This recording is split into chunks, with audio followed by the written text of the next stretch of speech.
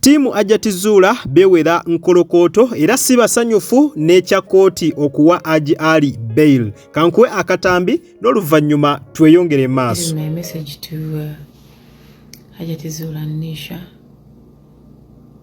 You did the right thing. Like I told you in some of my old videos, it will be hard for you to get justice. It will be hard, very, very hard. Naye wewale butawanika katulinde bail eweereddwa Haji. Tulaba omusango banakwongerayo mu maaso. Don't give up. Don't give up, because I'm seeing many messages trying to troll you down. No. Don't give up. What you did was right. You're still my woman of this year, by the way. You're still the woman of this year. Engule gocha jirina kulensongo lwaniridde omwana wo. We pray that Janisha gets justice, but in my old videos nakugamba I don't see it coming. So don't be surprised. The justice ngana musango tekuzeemu kuwulirwa. Yeah, don't be surprised. Guyinza okukomaawo. However, omwana we will forever be proud. You've made so many women out there proud, strong, and about ekyokulabirako nti hey, I can do this. Secondly, thank you for acting with responsibly. Actually, you acted responsibly, not with emotions, because if you acted with emotions, you would have done something worse. But you acted mature and with knowledge. Abantu abasinga bwe banyiiga kye baba batakyalina, probably muntu reacting differently. And continue standing. Ojja kuvumwa, ojja kuyitibwa amannya, but that does not change nothing. Hey, it doesn't change. Continue standing for your daughter mpaka whoever failed you, lwaligamba failed you. Okitegeera. Don't give up. Ffe tukyabuuza ani alya akuba abamu aza tugirinako ekitundu for now. And for Nisha, we pray that justice comes your way. But kiyinza obutabaawo naye maama we yakuwadde justice. She's such a brave woman. Agezezaako okubeera intimidated by abasoma, abataasoma, abategeera, abatategeera, abamadiini, balani bagala olufu lw'olw'eddiini as if Quran yakkirako oyo omusajja, but she stood her grounds. Tibanaye kyenjogerako nkimanyi omwana wange yangamba bw'ati. Thank you, Mama Nisha, for choosing Nisha over marriage. For choosing your daughter over the happiness of your bed.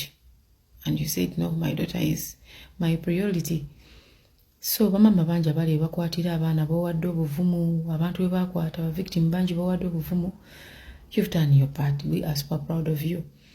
You've done your part. So, whoever is going to fail you, that will be their business, but not your business. Yeah, manange montagize banaye mumpeereza messages. But we still say Nisha demands justice. Naye nga we nakugamba nti ffe bwe twamala okusaba attention y'omusango to go to court, we have to let abasoma bakole bye bakola. Whatever they do, be baba basazeewo. So they made a decision for bailing this man, of which it's their decision and it is right at the end of the day. So tusigala tutunula tulinde banaaguwulira, but I don't know. Ogwo kati guyisaawo. But whatever it is, you tried your best. Yeah, baby. So Yes, embeera nno bwetyo bweyimiridde side zeeyo. Mbeera nga bw'ogiraba bwetyo bweri. Mbeera ya kwegumya, mbeera ya kwenyiga biwundu, mbeera yagezaako kwekkakkanya. Oyo ye mukyala Fifi da Queen. Kansubire ebigambo bye mubyewuliridde mu bigambo byabadde yeegumya nga bwagezaako n'oggumya Hajati Zuula. Ebintu byabakyukidde, go amazima go mwagalabye, ebintu byabeefuulidde ddadda nnyo nga bw'okiwulira. Ate nga tebannaba, kubanga omusango ogwa capital offense egyo giba misango minene nnyo nga bw'okiwulira, ne president yali yasalawo nga yalagira abalamuzi nti baleme kugiweerako beyiro emisango eminene bwe gityo. Naye Haji Ali waba nga yafunye beyiro eyeebeera wiini, eyo ebeera wiini era chances ziba waggulu nnyo nti n'omusango ajja kubeera nga asobola mwanatu okuguwangula. So embeera bwetyo bweri side zeyo, mbeera yo yakwegumya ebigambo bye kansubire mu byewuliriddeko. Agambye n'ogamba nti tamanyi oba omusango guno gunaawulirwa, nti Haji ke yaweereddwa beyiro tamanyi nti oba bakyalina chansi ewangula omusango guno. Naye katulinde tulabewa gye binaggweera, naye nga nze nkujjukiza Fifi the Queen ey'embeera byonna ebigambo bye muwulira bigambo bya kugezaako kubeera nga mwanatu beegumya nga kwogase n'okubeera nga benyiga ebiwundu, kuba bali disappointed mu nsonga ze tumanyi ddala nti za kuwaayiriza buwaayiriza Haji Ali. Kale kankongere akatambi n'oluvannyuma tweyongere omusajja ono kaweebwe beyiro ngimuwadde. Bawadde Haji Ali beyiro ng'ali ku merit asaanidde, taliiko kusaasira kwa Zuula, kuba Zuula okusaasira takulina, taliiko kusaasira kwa maama we, taliiko kusaasira kwa state. Wabula era omulamuzi oyo bannange njagala bategeeza nti musajja mwenkanya. Omulamuzi yajja mu kkooti omulundi gwe ogusooka n'awulira ebintu by'abano ne bamuweereza bo bennyini ne bakkaanya tukole written submissions oba oral submission. Muwulira bulungi awo. Written submission kitegeeza mukkaanya mukole okusaba kwammwe mu buwandiike, oweeko state, oweeko n'omulamuzi. Then state addemu either nga kkiriza oba nga agaana okusaba kwammwe omuntu ono okuweebwa beyiro oba okweyimirirwa. Kati bye muzzeemu era mubiwaako omulamuzi era n'owa ne defense lawyers. Bw'omala obbawa abantu bano, this is what happens. Ne musetinga date, omulamuzi ono asomemu mwembi bye mwogedde, that is state and Haji's lawyers, najjaawe ensala ye. Naye kino kyegambye written submission era mukkaanya nti fembi tukkiriziganyiza, to which state agreed. Bwe bamala obbikkaanyaako tukomawo ku Monday, ate state agamba bano njagala ba cross examininga, ate ng'eri nga 18 yagamba tuwandiike. Omulamuzi kwe kumugamba luli wagamba kirala ate n'okkiriza n'ossaako n'omukono neowandiika n'okuwandiika. Mu bye wawandiika temwalimu cross examination, lwaki ogireeta ku Monday?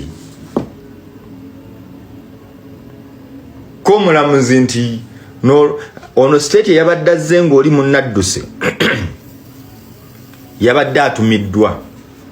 Mulamuzi n'amugamba buno budde bwa mulamuzi, nja kusaba otuuleko otuza akatofaaliko wansi. N'atuula. Kati omulamuzi n'atuddiramu biri byegambye ebya written submissions bazze bawandiika bye beddamu paka byakomereza ku Monday n'ebyaddibwamu byonna.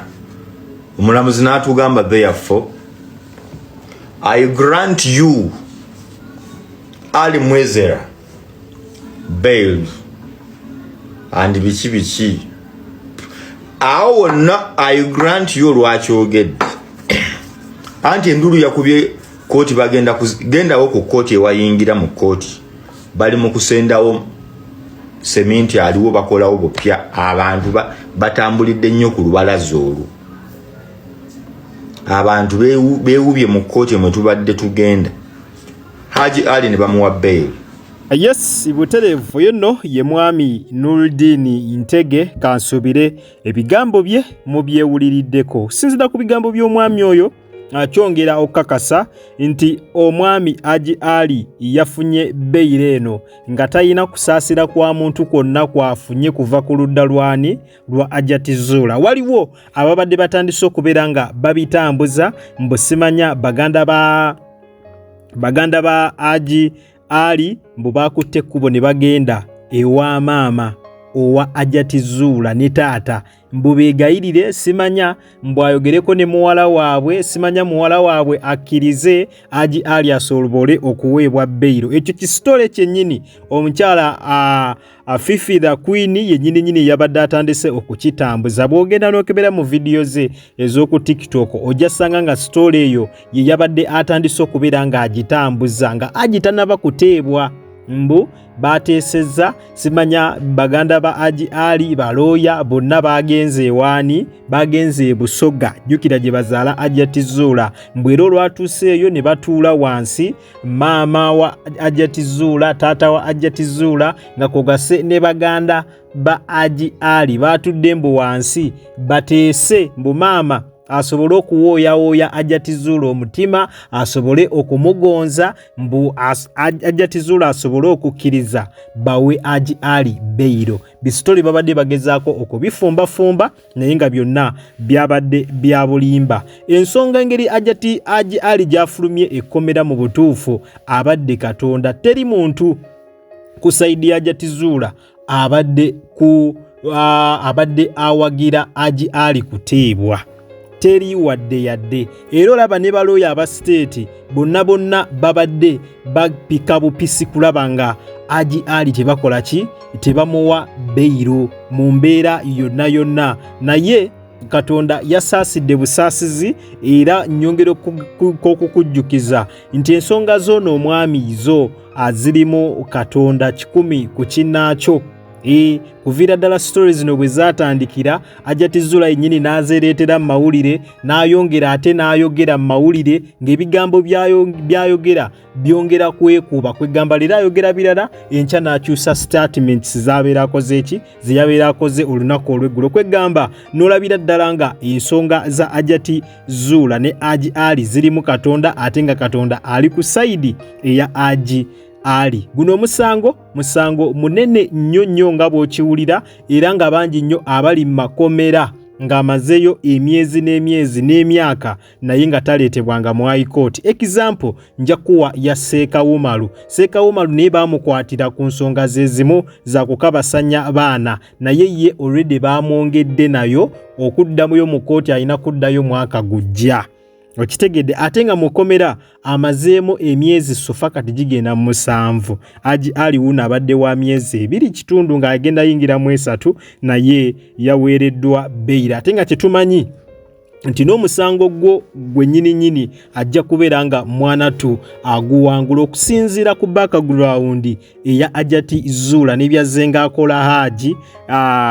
Ebyo byonna bijja kumuleetera okubeera ng'omusango guno aguwangula. Naye nze nsuubira ekisinze okubeera nga kijogesa Haji kwe kubeera nga muntu mulamu, kwe kubeera nga buli kimu akikwata mpola. Omanyi abantu abakwata ebintu ebyo empola babamanyira nnyo, babajooga nnyo, abakyala batera nnyo okubalinnyako.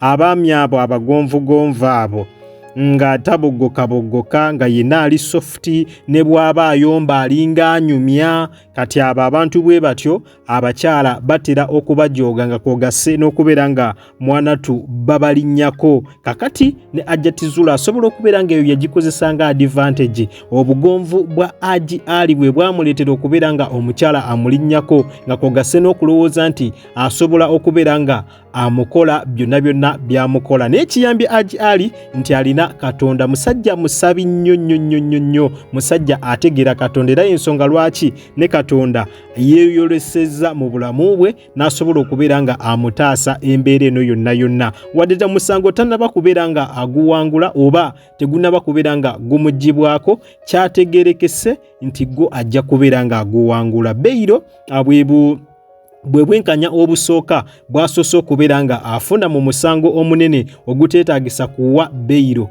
naye bw'eba nga yamuweereddwa bwe bwenkanya obwasookeddwako okubeera nga afuna. Era n'omusango gwe nnyini nze mbabuulira omusajja ono omusango ajja kubeera nga aguwangula. Kale nyongera okujjukiza nti obadde ku Jika Media era nga gwe wenna atanaba kulabika nga osubscribinga, genda maaso subscribinge, olaikinge, okomentinge ate era osharinge.